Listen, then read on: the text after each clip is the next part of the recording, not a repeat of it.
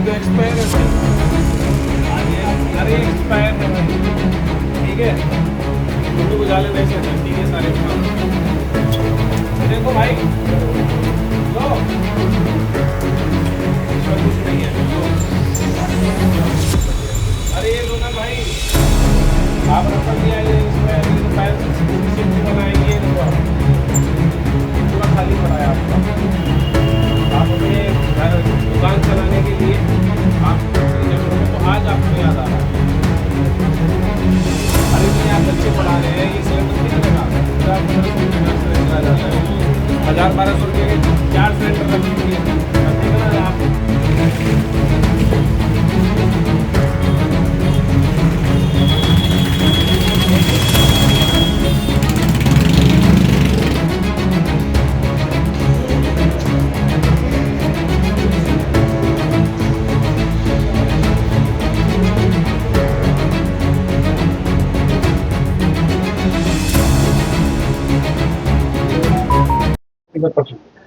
Sir मेरा नाम नमस्कार, मेरा नाम सचिन मित्तल है, ब्रांच मैनेजर आकाश इंस्टीट्यूट आगरा ब्रांच।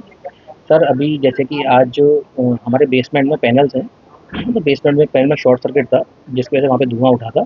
और गार्ड क्योंकि वहाँ पे रहते ही हैं हर समय, गार्ड ने बताया कि धुआं है, क्योंकि हमारे पास फायर एनओसी, फायर एक्सटिंग्विशर सब चीज़ है।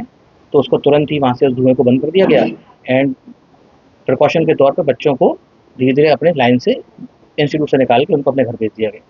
ऐसी स्थिति बनी थी तो बच्चे नहीं सर, हम लोगों ने सर ये सोचा, क्योंकि अभी घटना भी हुई है, तो हम लोगों ने सोचा कि भाई अगर धुआं निकल रहा है तो एक प्रिकॉशन के तौर पे बच्चों की आज छुट्टी कर दी जाए, और जैसे ही ये शॉर्ट सर्किट काम क्लियर हो जाएगा तो बच्चे फिर पढ़ने आएंगे। जो पैनल था वो बिजली का था, बिजली का पैनल और था। आपकी जो कोचिंग है वो किस मामले पर है? सर हमारा सेकंड फ्लोर पे है, ये 4 फ्लोर्स की बिल्डिंग है, और सब जगह है सर, इसमें कमर्शियल बिल्डिंग है, बैंक भी है इसके अंदर, कई सारी और दुकानें भी हैं। तो नीचे पार्किंग में पैनल्स लगे हुए हैं यहाँ पर। शॉर्ट सर्किट था, एक शॉर्ट सर्किट हुआ था ना, उसमें धुआं निकला था, इसको फायर एक्सटिंग्विशर उसमें बुझा दिया गया, और एहतियात के तौर पर बच्चों को हमने आज छुट्टी कर दी। बच्चों को मेरा नाम पूनम है। सर हमारी क्लास चल रही थी बॉटनी की, तो अचानक से जो हमारे स्टाफ मेंबर्स हैं, जो टीचर्स हैं, वो आए थे और उन्होंने बोला कि एकदम से सब बाहर चलो। हमें कोई आइडिया नहीं था क्या हुआ है, हमें लगा कि नीचे भेज रहे हैं। फिर वहाँ पे जो एग्जिट गेट था, उससे वहाँ से हमें नीचे उतारा गया। तो बाद में हमें पता चला है, जितना हमें इन्फॉर्मेशन है, कि नीचे के जो ट्रांसफॉर्मर है, नीचे सबसे वहाँ पे आग लगी थी। क्या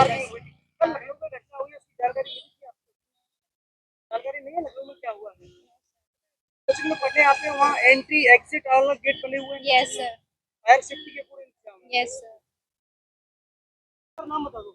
मेरा नाम लोकेश गौतम है, और हम लोग कोचिंग में बैठे हुए थे, क्लास ले रहे थे आकाश इंस्टीट्यूट में। क्या जानकारी मिली थी आपको? जानकारी कुछ नहीं, क्लास में बैठे हुए थे, पढ़ रहे थे, तो 2-3 टीचर आए, बोले ये फायर एग्जिट से इमीडिएटली बाहर निकलो, आग लग चुकी है, कुछ शॉर्ट सर्किट वगैरह हुआ है कुछ, तो इस चक्कर में सबको फिर बाहर किया गया था। नहीं, उसके बारे में कोई जानकारी नहीं है, लेकिन अभी यहीं हम लोग, मैंने देखा नहीं अभी, लेकिन यहाँ हम लोग बैठे हुए थे क्लास में, तो 2-4 टीचर आते हैं, वो बोलते हैं फायर एग्जिट से इमीडिएटली बाहर जाओ। तो देखा बहुत रश था, सब लोग बाहर जा रहे थे, फिर बाद में पता चला कि शॉर्ट सर्किट की वजह से। नहीं ऐसा तो कुछ मतलब भागा दौड़ मच गई थी कि हाँ सबको बाहर निकाल रहे, तो हमने लगा क्या हुआ। कल लखनऊ में घटना हुई है, उसके बाद शासन से निर्देश है कि जितने भी कोचिंग संस्थान है, जो भी बिल्डिंग है जहाँ फायर की एनओसी चाहिए, तो आप लोग लगातार निरीक्षण कर रहे हैं, इंस्पेक्शन कर रहे हैं? नहीं, इंस्पेक्शन कर रहे हैं, हमारे भी कुछ मानक हैं। एनओसी के लिए मानक है कि 500 मीटर से ज़्यादा कवर्ड एरिया होना चाहिए। अधिकांश में ये पाया जा रहा है कि 500 मीटर से कम, और जिनकी हाइट 15 मीटर से ऊपर, इस पर एक्ट लागू होता है। हमारा ये कहना है कि फायर सेफ्टी तो कराना अनिवार्य होनी चाहिए, फायर सेफ्टी लोग कराएं, और उसके लिए नेशनल बिल्डिंग कोड भी कहता है कि व्यवस्था कराएं, लेकिन जो लाइसेंसिंग अथॉरिटी है वो इंश्योर करें कि इनमें एडमिशन व्यवस्थाएँ होनी चाहिए, तो वो अपने हिसाब से कराएँ। ऐसे कई बार हमारा अभियान चला भी है, उनको मार्गदर्शन भी किया, इसी में बैठे, इसमें भी हमारी टीमें आ चुकी हैं, पहले इनको बता गई थी, तो इन्होंने फायर एक्सटिंग्विशर लगवा दी। उसके अलावा अभी स्थायी अग्निशमन व्यवस्था नहीं करेंगे।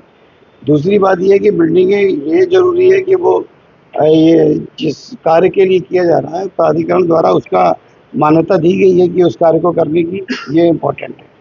तो उसमें जैसे जीनेस के कितने चौड़े होने चाहिए, वेंटिलेटेड होने चाहिए निकलने के रास्ते, जैसे इसमें ही है, जिसमें पीछे आप लकड़ी का पार्टीशन से किया हुआ क्लासरूम बनाई, जो कि प्रोटेक्टेड होनी चाहिए, क्योंकि इसमें ज्वलनशील है, अगर लग गई तो धुआं फैलेगा, बच्चे भी बाहर डर के मारे भागेंगे, तो घटना होने की खतरनाक है।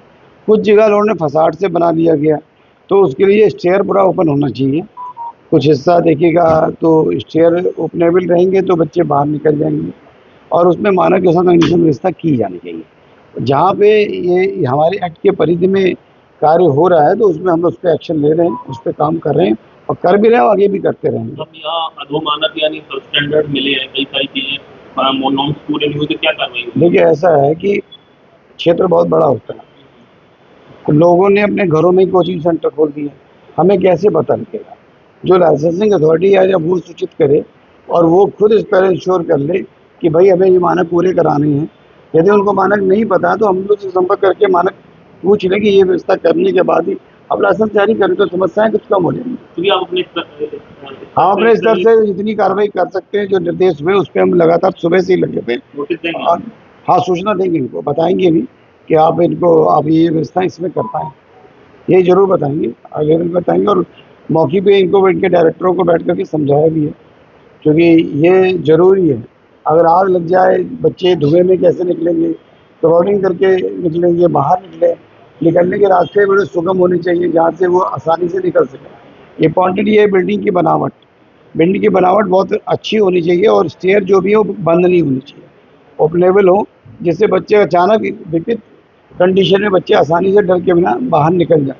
और इसकी भी इवैक्यूएशन ड्रिल भी एक बार इनको समझा देंगे कि इसको कभी बात पड़ती है तो बच्चों को उनको पता होना चाहिए किस हिसाब से निकले। कोई घटना होती है इसी बार इवैक्यूएशन ड्रिल हमारा लगातार चलता है श्रीमान जी, मेरा लगातार चलता है। आप मेरे विषय में पता करिएगा, मैं लगातार ड्रिल कर रहा हूँ। लगातार जब भी कोई एनओसी की जांच करते हैं तो वहाँ पर भी ड्रिल कराता हूँ, उनको बताता हूँ कि अगर देखिए आग लग रही है, आग लगने के कई कारण होते हैं, 3 कारण हैं मुख्य रूप से।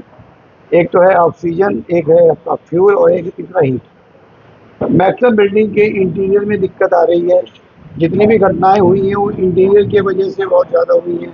अंदर प्लास्टिक का कुछ, लकड़ी का काम, जैसे ये पीछे बॉक्सी काम, ये क्या इसमें जब आग लगती है तो भयंकर रूप से फैलती है। अगर हम उन मटेरियल का इस्तेमाल करें जिससे आग ना लगे, जो फायर रेजिस्टेंट हो, जिससे हम आग की दुर्घटना को बचा जा सके, और जिन्हें भी निकास द्वार वो भी सुगम हो और वहाँ पे मार्क किया जाए कि भाई यहाँ से निकल सकते हैं। अगर हम इस तरह का प्रयोग करेंगे तो मैं समझता हूँ कि अग्निकांड की रोकथाम भी होगी। और दूसरा, इलेक्ट्रॉनिक्स लॉक का इस्तेमाल, वो इलेक्ट्रॉनिक्स जो आजकल आ रहा है थंब रूम में है, उसका बिल्कुल प्रयोग ना करें और इलेक्ट्रॉनिक्स लॉक भी ना लगे। मैं इसके माध्यम से ये भी कहना चाहता हूँ कि घरों में भी आग लग रही है, घरों में जो आग लग रही है, जो आप देख रहे हैं मिडिल टू अपर क्लास में लग रही है, जैसे आपकी गाजियाबाद में हुई, दिल्ली में हुई है, दिल्ली में आपके होटल में घटना हुई है, उन सब में भी आप देखेंगे बाहर फसाड इस प्रकार का लगा था कि जीने को भी बॉक्सी बना दिया गया था। उसमें कोई प्रेशराइजेशन शायद नहीं हुआ होगा, या फिर उसकी बिन्नी की बनावट इस प्रकार हो गई, इंटरनल इसमें इतना ज़्यादा मटेरियल फ्यूल हो गया जो फ्लेमेबल था, जो चलनशील था, जिसकी वजह से आग बहुत रैपिड एक्शन में बढ़ी। दूसरी बात, हमें लगातार हमारी टीमें लोगों को अग्निशमन उपकरण चलाने की भी ट्रेनिंग दे रहे हैं। उसका कारण ये है कि आग हमेशा छोटी होती है।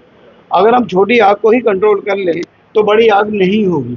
हम छोटी से छोटी आग लगाने के लिए ट्रेनिंग इसलिए हम पूरे स्टाफ को करवा रहे हैं। पूरे स्टाफ जो जिस प्रतिष्ठान में काम है तो उस पर प्रतिष्ठान में स्टाफ को, या होटल से, अभी होटल में भी बहुत से होटल में मैंने कराई है, बहुत से होटल के अभियान में मैंने जितने भी होटल थे मैक्सिमम बड़े होटल में कराई, उन पूरे 70-100 लोगों को ट्रेंड किया है ताकि वो आप कैसे बचे, अगर आग धुआं भरे तो ट्रॉलिंग करके कैसे निकलेंगे, उपकरण कैसे चलाएंगे, ये सब चीज़ें बताई गई हैं।